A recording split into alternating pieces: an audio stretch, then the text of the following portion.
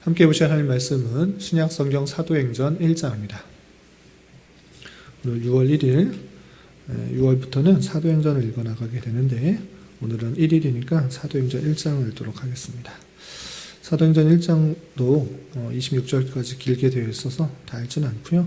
1절부터 14절까지만 함께 봉독합니다. 신약성경 사도행전 1장 1절부터 14절까지 말씀, 신약성경 187쪽 전후를 보시면 되겠습니다. 1절부터 함께 봉독합니다. 데오빌로여, 내가 먼저 쓴 글에는 무릇 예수께서 행하시며 가르치시기를 시작하신부터 그가 택하신 사도들에게 성령으로 명하시고 승천하신 날까지의 일을 기록하였노라. 그가 고난 받으신 후에 또한 그들에게 확실한 많은 증거로 친히 살아계심을 나타내사 40일 동안 그들에게 보이시며 하나님 나라의 일을 말씀하시니라. 사도와 함께 모이사 그들에게 분부하여 이르시되 예루살렘을 떠나지 말고 내게서 들은 바 아버지께서 약속하신 것을 기다리라. 요한은 물로 세례를 베풀었으나 너희는 몇 날이 못되어 성령으로 세례를 받으리라 하셨느니라. 그들이 모였을 때 예수께 여쭈어 이르되 주께서 이스라엘 나라를 회복하심이 이때니까 하니 이르시되 때와 시기는 아버지께서 자기의 권한에게 두셨으니 너희가 알 바 아니요 오직 성령이 너희에게 임하시면 너희가 권능을 받고 예루살렘과 온 유대와 사마리아와 땅끝까지 이르러 네 증인이 되리라 하시니라. 이 말씀을 마치시고 그들이 보는데 올려져 가시니 구름이 그를 가리어 보이지 않게 하더라.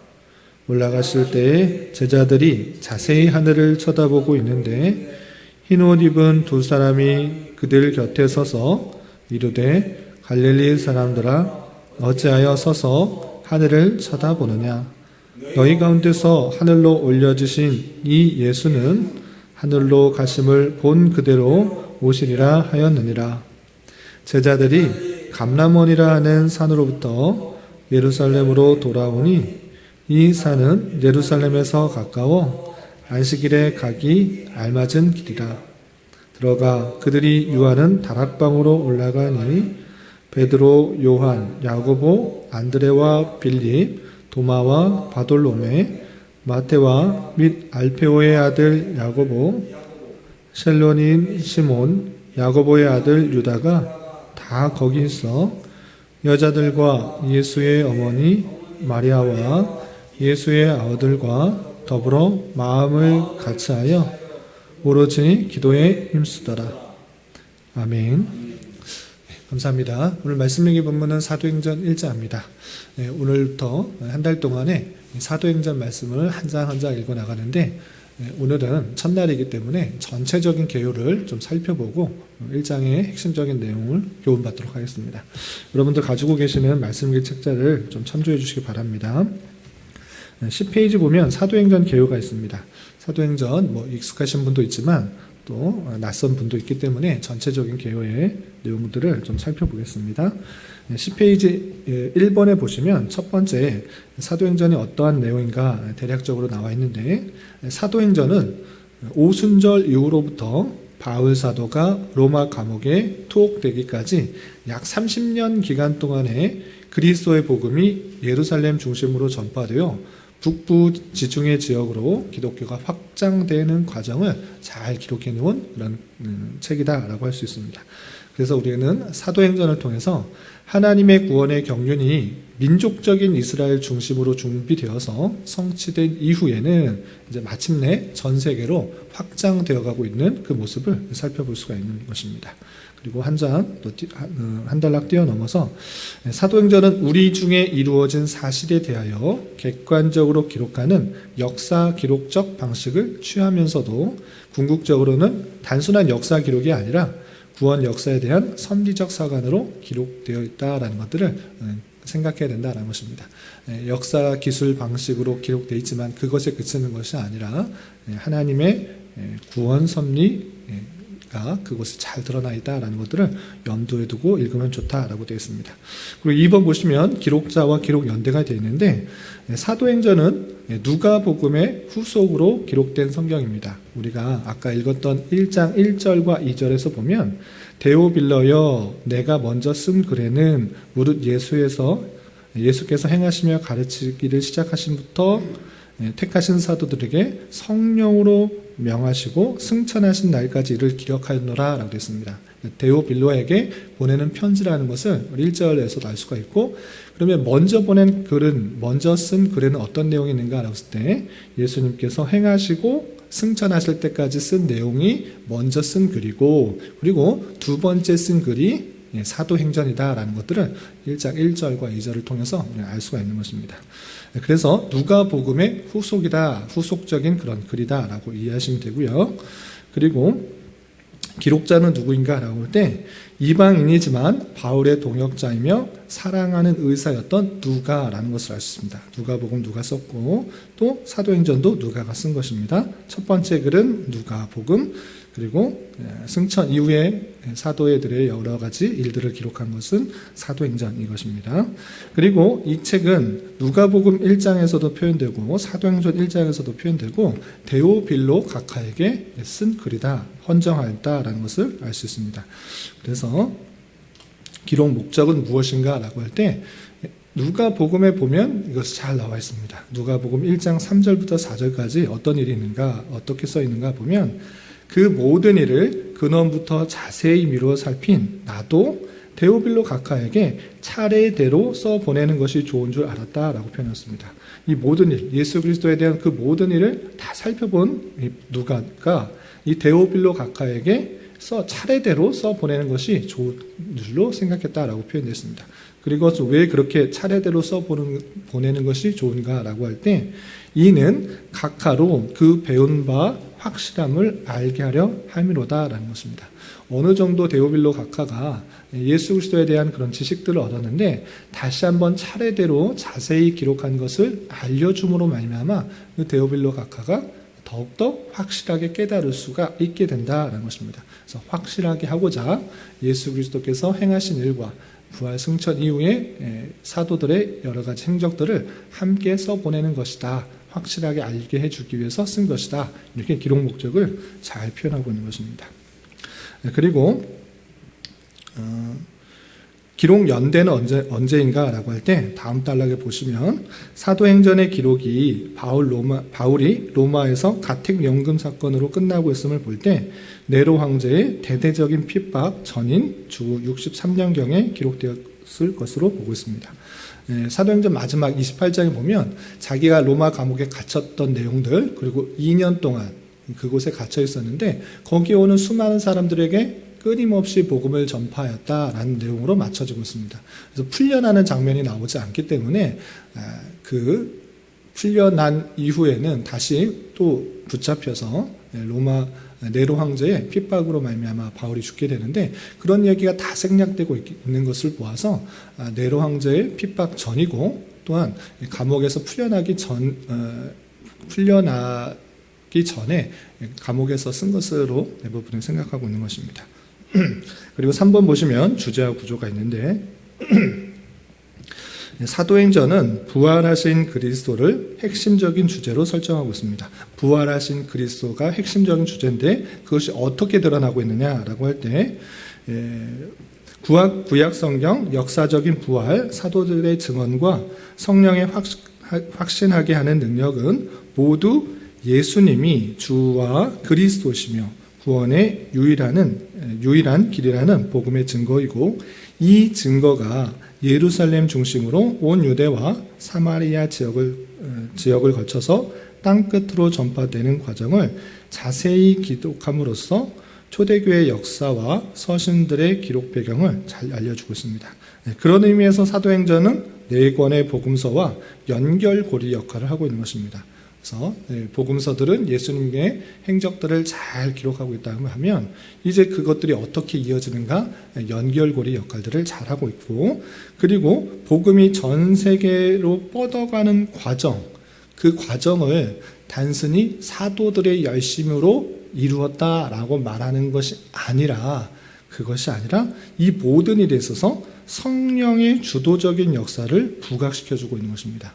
그래서 사도행전일 때 그 이름이 사도들이 열심히 행한 기록이다, 이렇게 생각하기 쉬운데, 그 내용을 자세히 읽어보면, 그리고 조금 이따 살펴볼 1장의 내용서 보면 사도들의 열심과 노력으로 그 복음이 전파되었는가, 그것을 말하는 것이 아니고 부활 승천하신 이후에 성령님께서 오심으로 말미암아 성령이 그 제자들을 이용하셔서, 도구로 사용하여서 복음이 전파되는, 그 예수 그리스도가 어떤 분이신지를 잘 전파하는 그 과정을 담고 있다, 이렇게 생각하시면 되겠습니다. 그래서 사도행전을 별칭으로 성령행전이다 라고 부르는 것입니다. 성령께서 사도들을 통하여서 어떻게 예수 그리스도께서 주님이신지 그리스도이신지 그것을 전파하는 과정이다, 이렇게 보시면 되겠습니다. 그리고 11페이지 보면 내용적 구분이 있는데 28장까지 있어서 너무 길다, 이거 어떻게 구조가 되어 있는지 모르겠다라고 하기 쉬운데, 이 구분을 따라서 이해하시면 쉽습니다. 어떤 구조냐? 전체적인 사도행전의 구조는 사도행전 1장 8절 말씀에 근거해서 기록되어 있는 것입니다. 1장 8절이 어떻게 되느냐? 아까 읽으셨는데 제가 다시 한번 읽어드리면, 오직 성령이 너희에게 임하시면 너희가 권능을 받고 예루살렘과 온 유대와 사마리아와 땅끝까지 이르러 내 증인이 되리라, 이렇게 말씀하셨습니다. 부활 승천하시면서 하셨던 그 주님의 말씀, 그 말씀이 어떻게 실현되고 있는지를 보여주는 것이 사도행전인 것입니다. 그렇기 때문에 너희가 권능을 받고, 성령이 너에게 임하시면 권능을 받는 이야기가 바로 이 장에 나오고, 또 예루살렘과 온 유대와 사마리와 땅끝까지 이르러 복음이 전파되는 과정이 계속적으로 쓰여져 있는 것입니다. 그래서 예루살렘의 복음이 전파되는 과정, 예루살렘에서 증인이 되는 과정이 8장 4절까지 나와 있는 것입니다. 여러분들 말씀이 책자에 있습니다. 8장 4절까지 나와 있는데, 거기에 내용들을 보시면 성령 충만한 내용, 또 베드로가 안전뱅이를 일으키는 장면, 또 초대교회 성도들이 자발적으로 물질을 나누는 그런 모습들, 사도들의 권능으로 여러 가지 기적들을 행하는 장면, 그리고 여러 집사들을 임명하는 장면이 이 예루살렘에 있었던 여러 가지 일들이고, 그것이 8장 4절까지 나오는 것입니다. 그리고 8장 5절부터 12장 25절까지는 12페이지 보시면 유대와 사마리아에 이르러 증인이 되어야 되는데, 마찬가지로 유대와 사마리아에서 어떻게 사도들이 증인의 역할들을 하는지 잘 표현하고 있습니다. 그래서 빌립이 어떤 일들을 했는지, 또 사울이 어떻게 회심했는지, 또 베드로가 어떻게 또 증거를 했는지, 또 초대교회 성도들이 어떻게 증거했는지가 유다와 사마리아 지역에서 복음 전파로서 또 증인된 사역들을 감당하는 내용이 있는 것입니다. 그리고 마지막으로 13장부터 28장 끝장까지는 이제 바울 사도가 회심하였기 때문에 바울 사도를 통하여서 하나님께서 땅 끝까지 이르러 복음이 전파되는 그 증인의 사역들을 보여주고 있는 것입니다. 그래서 1장 8절에 분명히 예수님께서 승천하시면서 너희가 권능을 받아서 예루살렘과 온 유다와 사마리아와 땅끝까지 이르러 내 증인이 되리라 라고 하셨던 그 말씀이 실제로 이루어지는 그 모습들을 기록한 글이다, 이렇게 이해하시면 되겠습니다. 그리고 14페이지, 15페이지, 16페이지 계속 이어서 보면 바울의 전도 여행 과정을 세세하게 지역별로 또 지도로 표현되어 있으니까 나중에 또 말씀 읽어나가면서 살펴보도록 하겠습니다. 오늘 본문으로 다시 돌아와서 사도행전 1장에 보면 시간이 많이 지나가서 일일이 구절을 설명하기는 어렵고요. 핵심적인 내용들을 하겠습니다. 우리 아까 살펴본 것 같이 1절과 2절에서는 이 글의 전체적인 성격을 알 수 있습니다. 데오빌로에게 이전에 썼던 글은 이것이고 또 이후에 지금 쓰는 내용들은 무엇인가 라는 것들을 알려주면서, 그리고 예수님께서 부활 승천하셨을 때 어떤 말씀을 하셨는지 이제 기록하고 있는 것입니다. 누가복음에는 부활 승천하실 때까지, 부활 승천까지 기록되어 있는데, 승천하실 때 어떤 말씀을 하셨는가 다시 한번 알려주고 그 이후의 사건들을 보여주고 있는 것입니다. 그러면 부활하시고 어떤 말씀하셨는가? 먼저는 4절, 예루살렘을 떠나지 말고 내게 들은 바 아버지께서 약속하신 것을 기다리라. 요한은 물로 세례를 베풀었으나 너희는 몇 날 못되어 성령으로 세례를 받으리라. 이렇게 부활하시고 말씀하신 것입니다. 그리고 승천하시면서 무슨 말씀하셨는가? 아까 살펴본 것처럼 오직 성령이 너희에게 임하시면 너희가 권능을 받고 예루살렘과 온 유대와 사마리아와 땅끝까지 이르러 내 증인이 되리라. 이 말씀을 하시고 승천하신 것입니다. 그리고 승천한 이후에 제자들이 한 다락방에 모여서 120명의 정도 되는 그런 성도들이 열심히 기도하고 또 흩어지지 않고 함께해서 모이라 했던 그 말씀에 따라 열심히 기도하고, 그리고 베드로가 12사도 중에 가룟 유다가 우리를 배신하고 예수님을 팔고 죽었으니 그 12명의 숫자를 맞추는 것이 좋겠다 하여서 그들 중에 누굴 뽑을까 하다 제비 뽑아서 요셉과 마띠아 중에 제비 뽑힌 마띠아를 12명의 제자의 수에 포함하여서 그 12이라는 상징적인 숫자를 맞추어서 그 제자의 사역들을 감당하도록 하는 그 내용들이 나와 있습니다. 그 중에서 세세하게 설명하기 전에 세세하게 설명하기보다 한 가지 말씀만 기억했으면 좋겠습니다. 1장 8절, 사도행전 전체의 주제라고도 할 수 있는 이 1장 8절을 제대로 이해하는 것이 중요합니다. 어떻게 쓰여졌습니까? 오직 성령이 너에게 임하시면 너희가 권능을 받고 예루살렘과 온 유대와 사마리아와 땅끝까지 이르러 내 증인이 되리라 하시니라 라고 표현했습니다. 여기서 표현을 잘 유념해야 되는데, 땅끝까지 이르러 내 증인이 되어야 한다라고 표현하지 않으시고 되리라라고 표현하고 있습니다. 이 표현이 아주 중요한 표현입니다. 물론 제자들에게 그 지상 명령을 받았습니다. 그럼에도 불구하고 그 지상 명령을 수행하는 것이 누구인가, 그 주체가 누구인가, 사도행전을 기록한 누가는 바로 알았던 것입니다. 그것은 무엇입니까? 사도들이 열심을 내서 내가 증인이 되어야 된다. 그러므로 땅끝까지 이르러 나는 증인의 사역을 감당해야 된다. 이렇게 하는 것이 맞지만 그 마음을 주관하시고 이끌어 가시는 것이 누구로 표현하고 있는가라고 할 때 성령으로 표현하고 있다는 사실을 유념해야 되는 것입니다. 내 증인이 되어야만 한다. 이렇게 표현하지 않고 되리라라고 표현하고 있습니다. 되게 될 것이다. 성령이 너에게 임하시면 너희가 권능을 받아서 내 증인이 될 것이다 라고 표현하고 있는 것입니다. 성령께서 이제 오셔서 너희를 통해서 많은 일들을 하게 되어서 너는 예루살렘, 온 유다, 사마리아, 땅끝까지 이르러 내 증인이 되게 되는 그 선한 도구로서 그 역할들을 감당하게 될 것을 보여주고 있는 것입니다.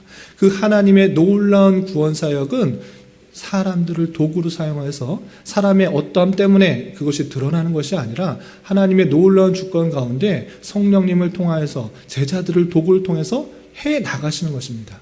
구약 시대에는 민족적인 혈육적인 이스라엘 백성들에게만 국한되어서 그것이 복음이 전파되고 하나님이 어떤 분이신지를 알려주었지만, 이제 신약 시대에 되어서 예수님께서 오시고 부활 승천하신 이후에 그 약속하신 성령님께서 오심으로 말미암아 그 놀라운 복음의 사건들은 온 세계에 전파되는 하나님의 놀라운 역사가 진행되는 것을 보게 되는 것입니다.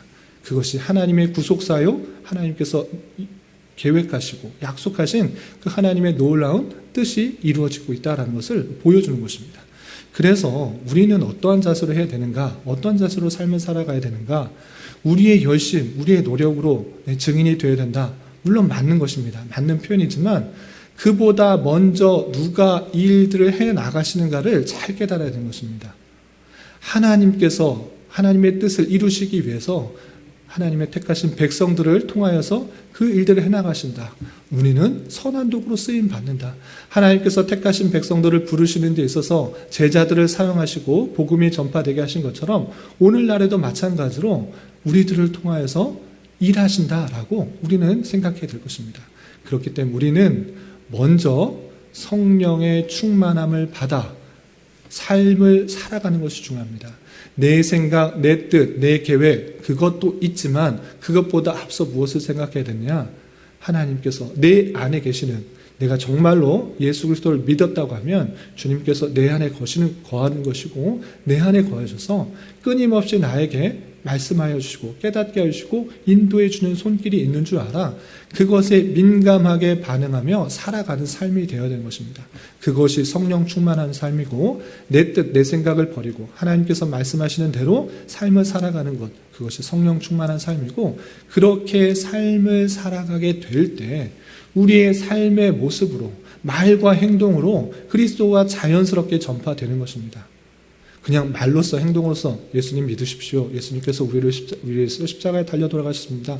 모든 사람이 죄입니다. 예수님을 믿으면 구원을 받습니다. 이렇게 말하는 것 물론 중요합니다. 그것이 복음입니다. 그럼에도 불구하고 우리의 사는 삶이 그렇게 전혀 예수님 믿는 삶처럼 되지 않을 때 그들이 반응하는 것은 너나 믿어라. 너나 잘 생활하라. 이렇게 반응하는 모습들이 너무나 보이는 것입니다. 성령 충만한 삶이 무엇입니까? 그냥 말로만 예수님을 믿으라고 복음을 전파하는 그것에 그치는 것이 아니라 정말 삶의 모습 속에서 주님께서 말씀하시는 대로 인도하시는 대로 행하기 때문에 삶의 모습이 정말 그리스도의 향기가 드러나는 것입니다. 그런 아름답고 정결하고 순결하고 도덕적이고 준법 정신 잘 지키는 그런 모습 속에서 그리스도의 복음이 전파될 때 그것이 힘있고 능력 있는 것이지 아무렇게나 살면서 오히려 세상 사람들보다 더 욕심 많고 더 법을 어기면서 나의 욕심만을 채우는 그런 삶 속에서 예수님 믿고 구원받으십시오. 이것이 무슨 의미가 있겠습니까? 물론 그런 복음을 전파하는 삶이 중요하지만 우리가 내 안에 계시는 성령님께서 계속 주장하시는 대로 삶의 모습이 정말 그리스도의 삶으로 드러나고 그리고 예수 그리스도의 그 사랑을 깨달은 자로서 주님께서 행하고자 하시는 그 모습들이 온전히 우리에게 드러나게 될 때 이 모습을 보고 세상에 믿지 않은 사람들이 놀라며 아무것도 없는 저 사람들이 그렇게 기뻐하고 즐거워할 수 있는 이유가 무엇인가? 저렇게 수많은 핍박과 조롱을 받으면서도 저렇게 아름답게 살아가는 이유가 무엇인가? 세상 사람들이 놀라며 그리스도에 대해 복음에 대해서 귀 기울이게 되는 것입니다. 그렇지 않고 아무렇게나 살고 세상 사람보다 더 못하게 사는 삶 속에서 우리가 아무리 그리스도를 증거한다고 할지라도 아무런 영향력이 없는 것입니다. 그러니까 성령을 충만히 받은 우리로서 더욱더 예수 그리스도께서 보여주신 사랑을 잘 깨달아 삶의 모습으로 그리스도를 잘 증거하고 또 말로써 행동으로써 성령님께서 행하시는 그 놀라운 것들을 전할 수 있는 자가 되어야 될 것입니다. 이 모든 일에 우리가 증인된 역할들을 감당하는 것입니다. 우리가 열심히 듣고 깨닫고 바른 바를 증인으로서의 삶이 잘 드러날 수 있는 저와 여러분이 되시기를 주님의 이름으로 부탁을 드립니다. 기도하겠습니다.